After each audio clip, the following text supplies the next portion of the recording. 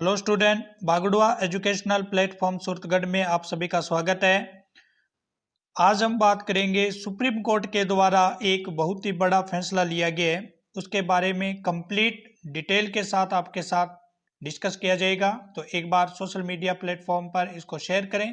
पहली बार विजिट कर रहे हैं तो चैनल को सब्सक्राइब जरूर करें। हाल ही में सुप्रीम कोर्ट ने एक फैसला दिया है जिसके अंदर मुख्य चुनाव आयुक्त और चुनाव आयुक्तों की चयन प्रक्रिया किस कमेटी के द्वारा की जाएगी, उसकी अध्यक्षता कौन करेंगे, कौन कौन सदस्य उसमें शामिल होंगे, इन सभी मुद्दों के साथ सुप्रीम कोर्ट ने अपना फैसला दिया है। उसके बारे में करते हैं डिटेल के साथ एनालिसिस। सुप्रीम कोर्ट ने अपने फैसले में मुख्य चुनाव आयुक्त और चुनाव आयुक्तों की नियुक्ति का अधिकार केंद्र सरकार से छीन लिया है। सुप्रीम कोर्ट के 5 जजों की बेंच ने यह ऐतिहासिक फैसला 2 मार्च 2023 को सुनाया।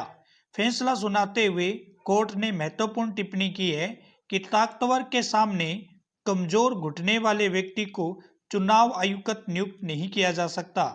चुनाव आयुक्त की 6 साल से कम अवधि के लिए नियुक्ति कानून का स्पष्ट उल्लंघन है। अब क्या होगा चुनाव आयुक्तों के अपॉइंटमेंट का प्रोसेस?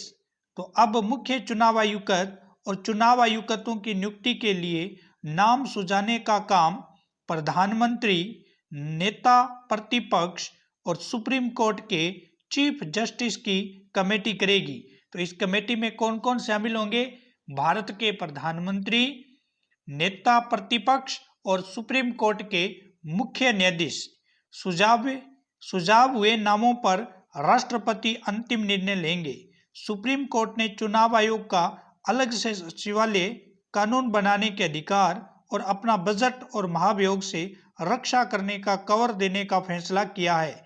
मतलब है कि फंड के लिए चुनाव आयोग को अब कानून मंत्रालय पर निर्भर नहीं रहना पड़ेगा।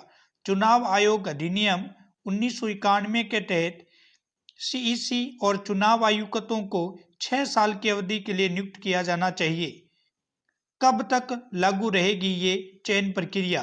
सुप्रीम कोर्ट ने अपने आदेश में साफ कहा है कि ये प्रोसेस तब तक लागू रहेगी जब तक संसद चुनाव आयुक्तों की नियुक्ति को लेकर कोई कानून नहीं बना लेती। इस फैसले ने अब ये मुख्य चुनाव आयुक्त और चुनाव आयुक्तों की नियुक्ति प्रक्रिया को सीबीआई निदेशक के बराबर कर दिया है।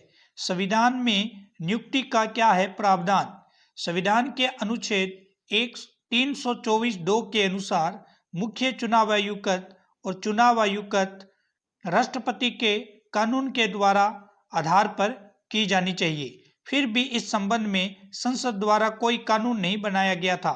सुप्रीम कोर्ट में याचिकाकर्ता प्रशांत भूषण और अन्य वकीलों ने कहा कि इस स्थिति का लाभ उठाते हुए केंद्र सरकार ऐसे लोगों को चुनाव आयुक्त और मुख्य चुनाव आयुक्त चुनती है जिन्हें अक्सर सत्ता में रहने वालों और उन्हें चुनने वालों के साथ मिलकर काम करने के लिए देखा जाता है। इसलिए याचिकाकर्ता को ने उनकी नियुक्ति करने के लिए एक इंडिपेंडेंट अथॉरिटी की मांग की थी। अब तक कैसे होती थी चुनाव आयुक्तों की नियुक्ति? देश में मुख्य चुनाव आयुक्त और चुनाव आयुक्त की नियुक्ति को लेकर फिलहाल देश में कोई कानून नहीं है। अपॉइंटमेंट प्रोसेस केंद्र सरकार के हाथों में थी।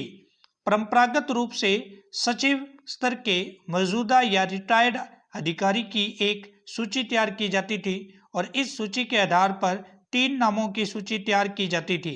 इन नामों पर प्रधानमंत्री और राष्ट्रपति विचार करते थे और उसके बाद प्रधानमंत्री सूची में शामिल अधिकारियों से बात करके कोई एक नाम राष्ट्रपति के पास भेजते थे। इनका कार्यकाल 6 साल या 65 वर्ष की उम्र जो भी पहले हो सकता था होता था। इस प्रक्रिया से चुनाव आयुक्त चुने जाते थे जो आज तक चलता आ रहा है।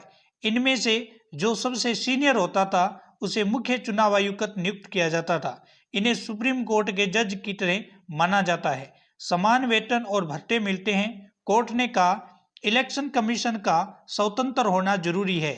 जस्टिस एम जोसेफ ने कहा है कि लोकतंत्र को बनाए रखने के लिए चुनाव प्रक्रिया की निष्पक्षता बनाए रखनी चाहिए, नहीं तो इसके अच्छे परिणाम नहीं होंगे। उन्होंने कहा कि वोट की ताकत सुप्रीम है, इससे मजबूत से मजबूत पार्टियां भी सत्ता हार सकती है, इसलिए इलेक्शन कमीशन का स्वतंत्र होना जरूरी है।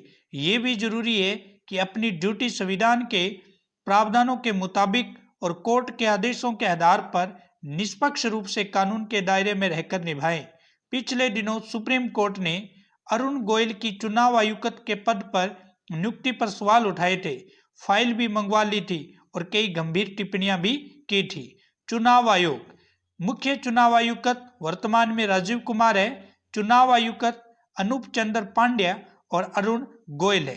तो ये है सुप्रीम कोर्ट का फैसला जो हाल ही में 2 मार्च 2023 को सुनाया गया है कि किस प्रकार मुख्य चुनाव आयुक्त और अन्य चुनाव आयुक्त की चयन प्रक्रिया की जाएगी और इसमें क्या बदलाव किए हैं वो इस वीडियो में हमने आपको डिटेल के साथ समझाया है, ताकि एग्जामिनेशन के साथ साथ हम एक भारतीय होने के कारण हमें पता होना चाहिए कि चुनाव प्रक्रिया का फिलहाल क्या हाल था और अब क्या नए चेंजेस आने वाले हैं, जिससे आने वाले चुनाव पर निष्पक्षता देखी जाएगी।